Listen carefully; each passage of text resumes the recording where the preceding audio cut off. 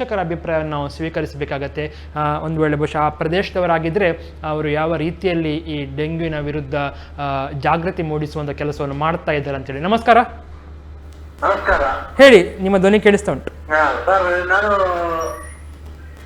ಅಲ್ಲ ಪುರಾಣದಿಂದ ಮಾತಾಡುದು ಸರ್. ಇವತ್ತೊಂದು ಡೆಂಗ್ಯೂಗೆ ಒಂದು ಬಾಲಕಿ ಬಲಿಯಾಯ್ತು ಅಂತ ಕೇಳಿ ನಮಗೆ ತುಂಬಾ ಬೇಸರದ ಸಂಗತಿ. ಯಾಕಂದ್ರೆ ನಾವು ಪ್ರತಿ ಸಾರಿ ಕೂಡ ಉಳ್ಳಾಲದ ಕಡೆಯಿಂದ ಉಳ್ಳಾಲ ನಗರಸಭೆಗೆ ನಮ್ಮ ಕಡೆಗಳ ನದಿಯಲ್ಲಿ ನೀರು ಕಲುಷಿತವಾಗಿ ರಸ್ತೆಯ ತೋಡಿನಿಂದ ಬರೋ ನೀರ ಡ್ರೈನೇಜ್ ವ್ಯವಸ್ಥೆ ಎಲ್ಲ ಮಾಡ್ತಿದ್ದಾರೆ. ಆದ್ರೆ ಇಷ್ಟವರೆಗೆ ಪಂಚಾಯತಿ ಆಗಲಿ ನಗರಸಭೆ ಆಗಲಿ ಅಲ್ಲಿಯ ಜನಪ್ರತಿನಿಧಿಗಳು ಅದರ ಬಗ್ಗೆ ಯಾವುದೇ ಒಂದು ಕ್ರಮವನ್ನು ಕೈಗೊಂಡಿಲ್ಲ ಸರ್. ಆದ್ರಿಂದ ನಾನು ಇವತ್ತು ನಿಮ್ಮ ನೇರ ಪ್ರಸಾರವನ್ನು ನೋಡಿ ನಾನು ಕೂಡ ನನ್ನ ಮಗನನ್ನು ಒಂದು ಕ್ಯಾನ್ಸರ್ ರೋಗ ಪೀಡಿತ ಮಗನನ್ನು ಕಳೆದುಕೊಂಡಿದ್ದೇನೆ.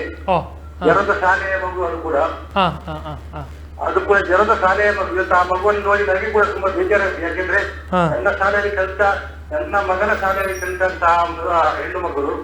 ಆದ್ರಿಂದ ನಾನು ಇವತ್ತು ಏನೇನಂದ್ರೆ ಜಿಲ್ಲಾಡಳಿತಗಳಿಗೆ ಆದಷ್ಟು ಬೇಗ ಕೆಲವೆಲ್ಲ ಬರುವಂತಹ ಕೆಲವು ಇದನ್ನೆಲ್ಲ ಮಳೆ ಬರೋದಕ್ಕಿಂತ ಮೊದಲೇ ಅದನ್ನು ಕ್ಲೀನ್ ಮಾಡಿ ತಯಾರಿ ಮಾಡಿದ್ರೆ ಒಂದು ಉತ್ತಮ ಅಂತ ಹೇಳಿ, ಮಳೆ ಬಂದ ಮೇಲೆ ಇವರಿಗೆ ಮಾಡಿದ್ರೆ ತುಂಬಾ ಕಷ್ಟ ಅಂತ ನನ್ನ ಅಭಿಪ್ರಾಯ ಸರ್. Okay, correct sir. ನಿಮ್ಮ ಬಹುಶಃ ನೀವು ಇನ್ನಷ್ಟು ಈ ಜಾಗೃತಿ ಮೂಡಿಸುವಂಥ ಕೆಲಸ ಮಾಡ್ತಾ ಇದ್ದೀರಿ, ತುಂಬ ಒಳ್ಳೆಯದಾಗಲಿ.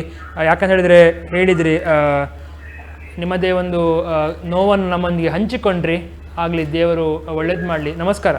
ನಾನು ಇದಕ್ಕಿಂತ ಮೊದಲು ಕೂಡ ಹೇಳಿ ನಾನು ಇದಕ್ಕಿಂತ ಮೊದಲು ಕೂಡ ತುಂಬಾ ಪೇಪರ್ ಅಲ್ಲಿ ಪರಿಸರದ ಬಗ್ಗೆ ನಾವು ಜನಜಾಗೃತಿಯನ್ನು ಮಾಡಿದೆ. ಆದರೂ ಕೂಡ ಉಳ್ಳಾಲ ಪಂಚಾಯತ್ ಇಷ್ಟವರೆಗೆ ಯಾವುದೇ ಮಾಡಲಿಲ್ಲ. ಅಲ್ಲಿ ಸಭೆ ಶಾಸಕರಾದ ಖಾದರ್ ಅವರು ಕೂಡ ನನ್ನ ಮಗನ ಮರಣಕ್ಕೆ ಬಂದಿದ್ರು. ಆದ್ರೆ ಅವರು ಇಷ್ಟು ತನಕ ಯಾವುದೇ ಅವರಿಗೆ ಸಕಾರವನ್ನು ಎತ್ತಿಲ್ಲ. ಅದರಿಂದ ನಮಗೆ ತುಂಬಾ ಬೇಸರ ಬಂದದ್ದು. ಯಾಕಂದ್ರೆ ಮುಂದಿನ ದಿನಗಳಲ್ಲಿ ಇವಾಗ ಮಕ್ಕಳಿಪಟ್ಟು ಮಂಗಲದೇವಿ ಹತ್ರ ಆದಂತಹ ಒಂದು ಡೆಂಗಿಗೆ ಬಳಿ ಇನ್ನು ಉಲ್ಲಾಸ ನಗರದಲ್ಲಿ ಇದಕ್ಕಿಂತ ಜಾಸ್ತಿ ಆಗುವಂತಹ ಲಕ್ಷಣಗಳು. ಆದ್ದರಿಂದ ಆದಷ್ಟು ಬೇಗ ಶಾಸಕರು ಇದಕ್ಕೆ ಎಚ್ಚೆತ್ತುಕೊಳ್ಬೇಕಾಗಿ ನನ್ನ ವಿನಂತಿ. Okay sir. ಓಕೆ, ಸರಿ, ಧನ್ಯವಾದ ಸರ್. ಎಸ್, ಆ ನೋವಿನಲ್ಲಿ ಕೂಡ ನೀವು ನಮ್ಮೊಂದಿಗೆ ಕರೆ ಮಾಡಿದ್ರಿ, ನಿಮ್ಮ ಮಗುವನ್ನು ಕಳೆದುಕೊಂಡಿದ್ರಿ ಅಂತ ಹೇಳಿದ್ರಿ. ಬೇರೆಯವರು ಹಾಗೆ ಆಗಬಾರ್ದು ಅಂತೇಳಿ ಜಾಗೃತಿ ಮೂಡಿಸುವ ಕೆಲಸವನ್ನು ಮಾಡ್ತಾ ಇದ್ದೇನೆ ಅಂತ ಕೂಡ ಹೇಳಿದ್ರಿ. ತುಂಬ